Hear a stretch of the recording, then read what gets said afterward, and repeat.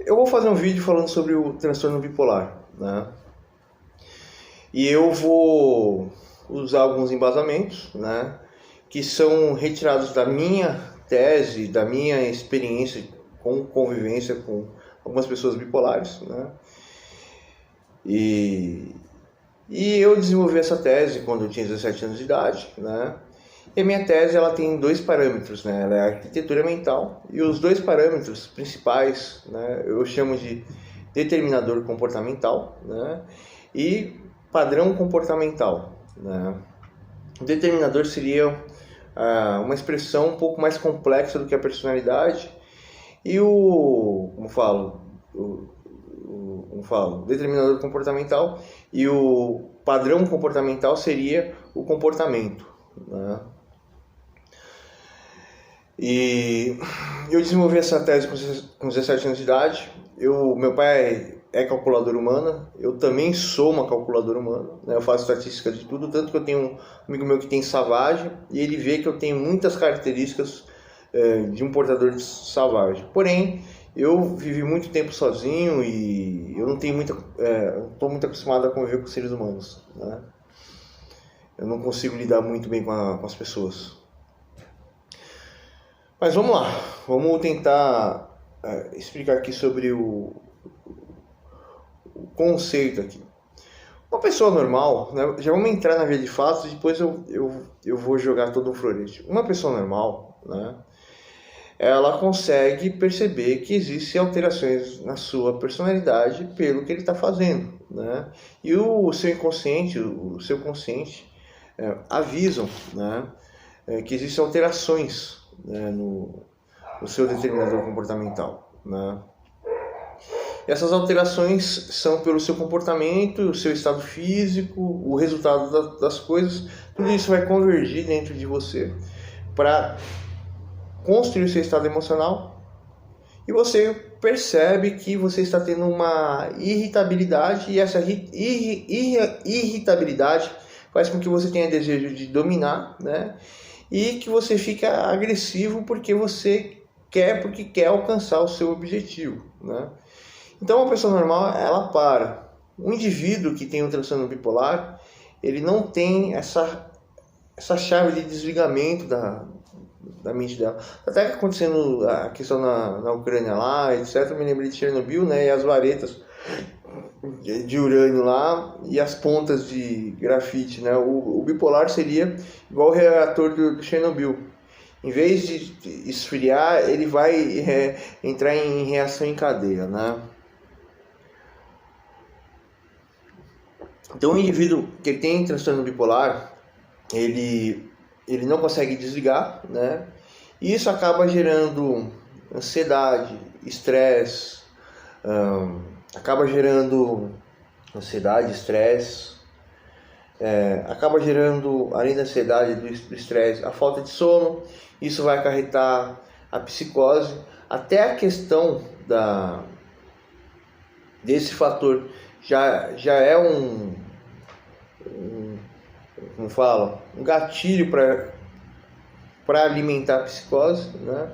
Porém, só isso é simplesmente a questão que faz o indivíduo que tem transtorno bipolar, né, acionar as suas crises psicóticas, né, e que se não tratar pode virar até uma crise esquizoafetiva. Eu conheci uma moça chamada Débora, que se apresentou como psicanalista, mas depois eu fui descobrir que era psicóloga. E essa moça, Débora de Almeida, né, ela, ela começou a fazer sessão de psicanálise comigo, né? Eu percebi que ela não estava conseguindo guiar a sessão de psicanálise porque ela tinha uma dificuldade muito grande de discernir, né,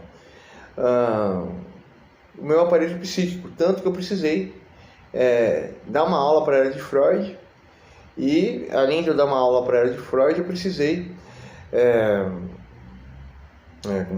passar meu diagnóstico para ela, e aí ela começou a aceitar tudo, né? E ela teve até uma briga comigo porque ela queria ficar fazendo diagnósticos atrás de diagnósticos. Então, o que acontece? Né?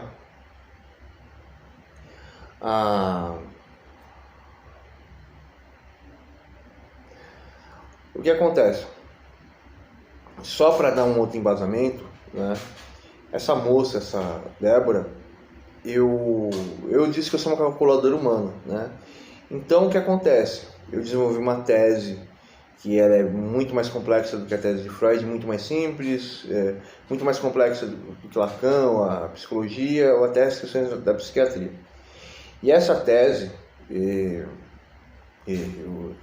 eu utilizo ela, né, com uma tabela de frequência. A pessoa vai falando comigo, eu vou pegando as palavras, né, o comportamento em entonação, em expressão, e mais a situação, né, que dá para fazer a regra de 3, eu fico equacionando infinitamente. Então ela quase não falava na sessão, e eu consegui medir o aparelho psíquico dela, eu consegui medir tudo nela, e eu cheguei à conclusão que ela tinha uma psicose, mas não tinha certeza, né?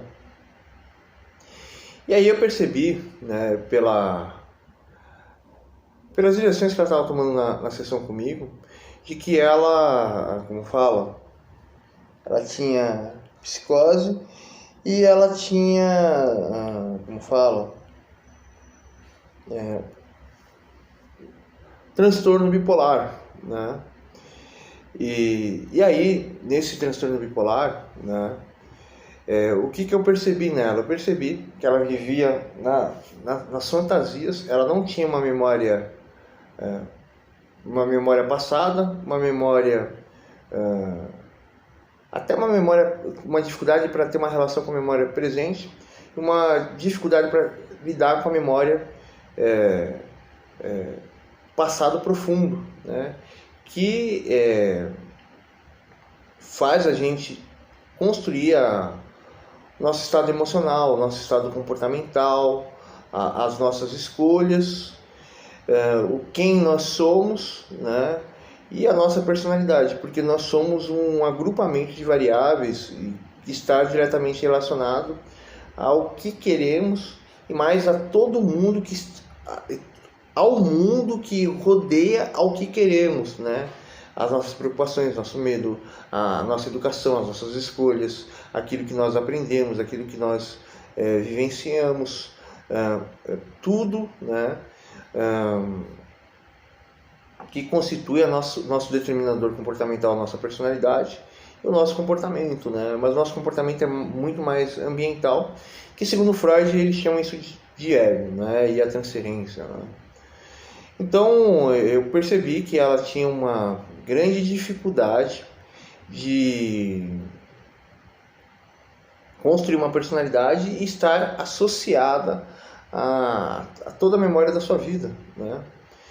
Então a única coisa que ela ficava era no seu superego, era nas suas fantasias, nos seus valores morais, né? Mas esses valores morais eram até um pouco distorcidos, né? E como que eu posso resumir e explicar isso aqui para vocês aqui? Eu percebi que a Débora, ela, como falo, ela, como na minha cultura, ela era, vamos dizer, idólatra, né? Ou, como até falava na minha tese com 17 anos de idade, que o transtorno bipolar em si, né, é uma junção de alguns sentimentos, né, que eu não vou entrar aqui no caso aqui, de você pegar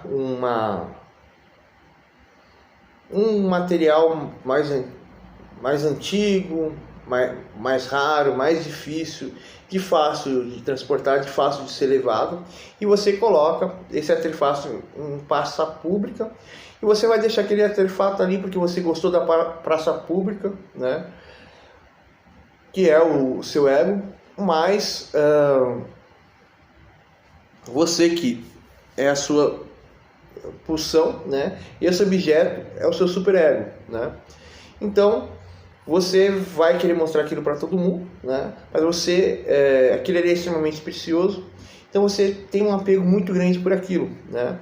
E o mundo vai rodar a sua volta e você vai comparar o mundo a você e aquilo. Então você vai achar que o mundo é uma ameaça, você não vai entender e você vai surtar, né? Então, o bipolar, principalmente, né, os surtos dele são provenientes da questão deles terem uma ideia, tentarem aplicar essa ideia e não conseguirem entender a mudança da realidade à sua volta com essa ideia e nem a mudança da sua ideia em relação a essa realidade, né?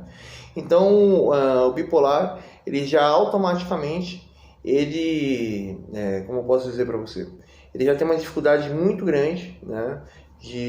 Eu até falei no começo aqui do vídeo aqui, de lidar com as suas memórias, né? Porque ele está preso à sua mola, mais ao seu superego, que é aquele objeto, e mais as pessoas à sua volta, que é o ego, né? E ele tenta, ele simplesmente só está preso à sua pulsão e aquele objeto, né? E ele não consegue tentar equacionar, né? Ou tentar falar assim, vamos dar um exemplo aqui literal. Eu vou pegar esse objeto aqui e construir um museu e vou criar toda uma estrutura para que exista um ciclo, né? Os bipolares, eles não conseguem ter esse ciclo, né? E a mente deles não consegue, ter uma memória, e ela só tem ideias, né? O bipolar, se você percebe, é um indivíduo que ele está sempre ao mundo das ideias, ele não consegue relacionar as ideias. Isso é uma disfunção do cérebro dele, né? Deve existir uma causa para isso que eu não sei, né? Mas esse é um padrão comportamental do bipolar, né? Então, a grande verdade do bipolar é que ele tem uma dificuldade de, em primeiro lugar, ter regras, e em segundo lugar, de entender as suas ideias e como as suas ideias ficam em relação às pessoas, em relação às coisas, em relação ao mundo, e quais atitudes que ele vai tomar. Então ele está preso, né, à ideia que é a memória presente, né, que também existem as outras relações que eu fiz, e você precisa pensar um pouco, porque vocês não são calculadoras humanas, né, e vocês não pensam quase em um sistema binário como eu penso, né. Então o bipolar, né, ele tem, como fala, todo esse mecanismo. Ele tem, como fala, ele tem uma dificuldade da sua memória, né, ele seria um idólatra, e ainda o indivíduo com transtorno bipolar, ele tem uma dificuldade muito grande de se desligar, né, tomar alternativas, né? Isso acaba fazendo com que o indivíduo que ele tem um transtorno bipolar, ele surte, segundo a minha tese de arquitetura mental, né? Eu queria que isso fosse até comprovado, isso e muitas outras evidências que eu descobri na minha adolescência, né? Eu já estou me tornando um senhor já de idade, eu estou ficando com parte da barba branca, estou ficando com parte do cabelo branco, né? Então é isso daqui, né, que eu queria falar e trazer, né? Eu não vou trazer todo um embasamento da minha tese aqui sobre transtorno bipolar, né? Mas isso daqui são funções aqui, e eu vou, né, como fala, até colocar isso daqui. Eu acho que a Débora não vai ligar, que ela já fez uma parte de maldade comigo, né? E falei para vocês.